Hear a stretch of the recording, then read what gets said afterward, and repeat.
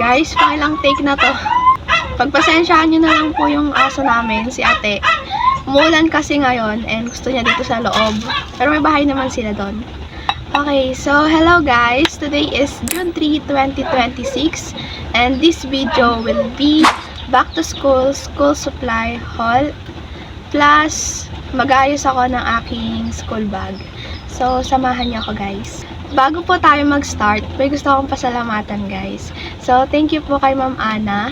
Kasi guys, noong nakarang araw, habang gumagawa ako ng PubMat para dun sa mga SSLG, biglang may nag-pop up na message sa Gmail ko. And si Ma'am Ana nagbigay sa akin ng pambili ko ng aking school supply or mga kailangan na gamit.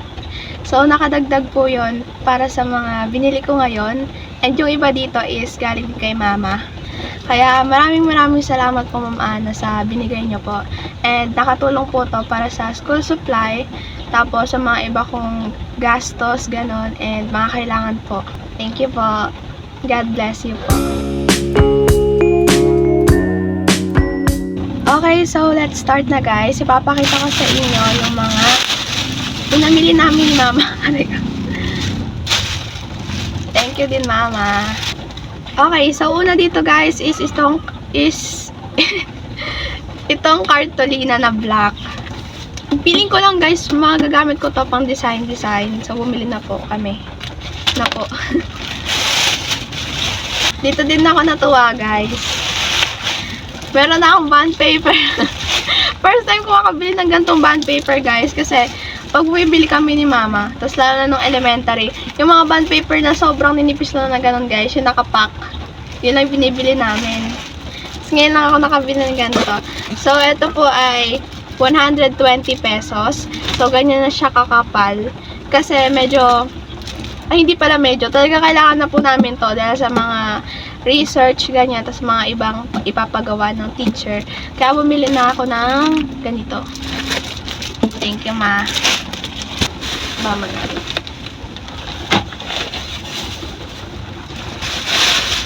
Meron din po tayo dito construction paper. Para siyang colored paper, guys. Ganun naman talaga. Pag yun na lang akong pansinin. Ito naman po is gagamitin ko para sa pagdidesign ko or sa mga project, ganun. Bumili din po kami ng notebook. Isa lang guys. Naghahanap ako talaga ng kulay black na ganito. Pero wala na daw pong available. So, purple na lang yung kinuha ko. And ito po is gagamitin ko para sa lecture notebook ko.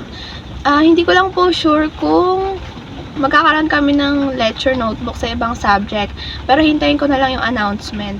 Pero kung wala naman, yung mga notes ko, dito ko na lang pagsasama-samahin. Kaya isang notebook lang yung binili ko. Meron din tayo ditong glue.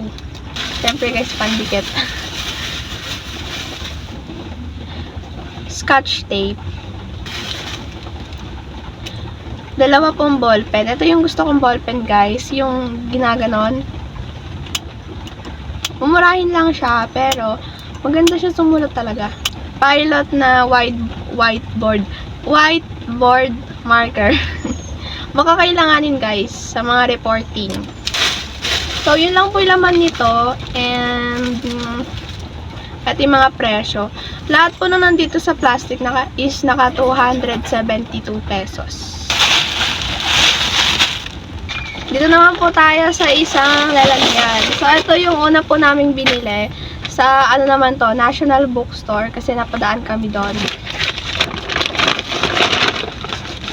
Dahil pinakakailangan po namin is yung papel. So, pinili po ako ng dalawang yellow paper. Ano na to guys? 79 pesos na yung isa nito. Inabalitaan ko pala guys, ngayong school year, dalawa na lang yung track, wala na yung mga strand na UMS, ganon, STEM. Ano daw? Academic track, tapos Tech Pro. Yung academic, para siyang pinaghalo-halong STEM, pinaghalo-halong STEM, UMS, ganon. ABM. So, more on siya sa mga student na magpa-pursue sa college, sa mga university, ganon, mga teacher, ganon, mga lawyer, basta yung magka-college. Tapos yung Tech Pro naman, ang pagkakaalam ko, para siyang ICT, ganon. Pero yun yung mga para siyang, alam niyo yung parang TESDA, yung parang, kung gusto mo na magtrabaho agad, ganon, parang ituturo na agad yung mga kung ano-ano. Basta siya parang siyang ICT na TESDA na ganon-ganon. Parang mas pina-upgrade lang siya na mga strand, ganon. Pero parang parehas lang din na ganon, guys. Kasi, pag sa academic track daw, meron pa rin naman kayong pagpipiliin kung papasok kayo sa ASH, ganon. Yung ASH para sa mga journalism, lawyer, ganon. So, may mga pagpipilian pa rin naman daw. Tapos, meron po tayo dito clipboard. 119 naman po to. Alam nyo ba guys, pangarap ko to. Meron ako nakita, may nakita kami ni mama na clipboard siya, yung pero hindi siya ganito, yung patayo. Tapos, malambot, guys. 400 plus pala yon. Hindi ko pinuha. So, dahil nga guys, napakadami kong gagawin ngayong school year. Kasi, may iba't ibang organization, tapos mga SSLG, tapos sa classroom pa. Kailangan ko talaga ng clipboard. So, di ganun siya guys. Tapos, iipit mo dito. Para kunwari halimbawa, may meeting. Iipit ko na lang dito yung papel para pagbukas ko, alam ko na may meeting, gano'n. Tapos, sa mga quizzes namin, ganyan. So, kung gusto nyo guys, mas organized kayo, bili ka din kayo ng clipboard. Lastly, siyempre, hindi po mawawala yung mga ballpen. So, bumili na ako ngayon ng medyo madaming ballpen. Para sa akin guys, madami na to. Kasi, yun talagang binibili namin. Yung saktuan lang, ganon. So, meron tayo itong black, blue, black ulit, bali 3 black, and isang red. Alam nyo ba guys, dati yung 1K, cash, nung bata kami, nung LM, yung 1K cash na sa amin nila kuya, nila ate. Tapos may mga notebook na ganun. Tapos ngayon, yung 1K talaga, parang bumili ka lang ng notebook, ganyan. Tapos mga ballpen. Ala na, ang bilis ng pera ngayon guys. Talaga. Dito naman po tayo ngayon sa aking mga pinag-order. Magagamit ko naman po ang mga ito. Liwanag. Medyas guys. Alam niyo guys, natatawa ako. Kasi, after siguro mga 2 years, nagka-medyas ulit ako na ganito.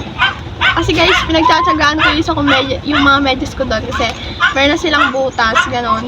So, pag papasok ako, hindi pwedeng ko pa rin yung sapatos. Kasi pag hinubad, diba? Makikita yung may butas dito sa may So, 3 pairs to guys, 50 pesos. Nag-order din po ako dito ng mga, ang tawag dito? Mga parang t-shirt guys na maliliit. Para malinis lang pong tignan pag pumasok. Susuotin ko naman to pag mga bandang pa-Friday na ganon, hindi na mag-uniform. Ang ganda ng tela nito guys. Press ko lang. Ang pagkakaalam ko to, stocking. 75 pesos po yata to. Para naman to guys sa aking uniform. Kasi yung stocking ko po is may punit na. Mabilis lang napupunit guys. Tapos ito pong dalawa na to, na-open ko na siya hapon yata, kagabi po yata.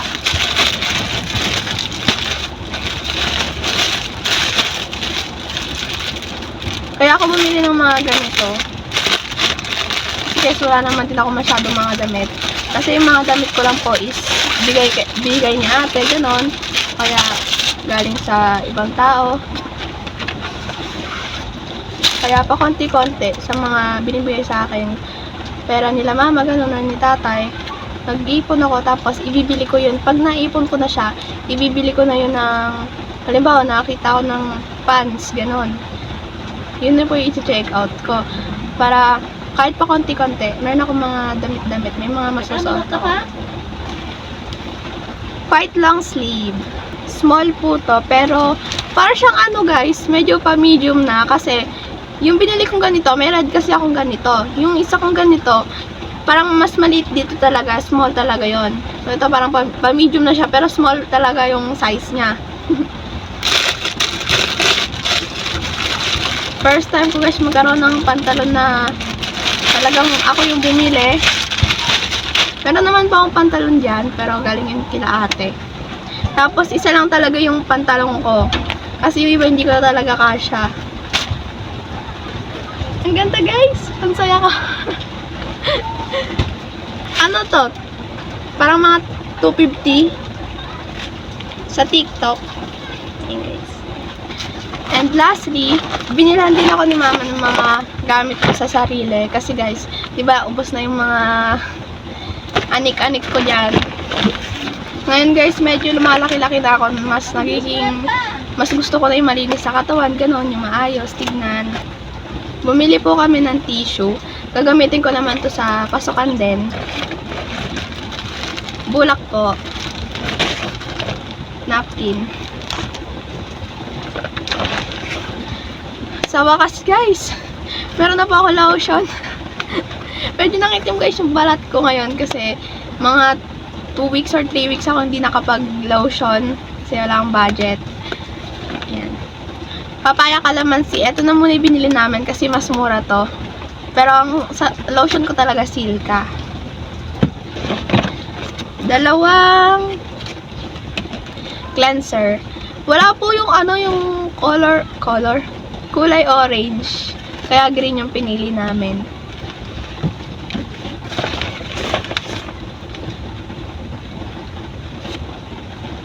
Deodorant. Tapos nagulat ako guys kasi may color blue na ganito. Kasi dati green lang tapos orange. Kaya testing ko tong blue. Baka malamig sa kilikili. Shampoo. Itatry ko to guys yung Hana. Pero hindi po ako dito ang daily scent na pabango. Amoyin ko nga. Hindi ko pa naamoy to eh. Naalala ko yung amoy na to guys, yung mga high school dati, nung bata ako. At yung mga naamoy kong pabango nila. Bango.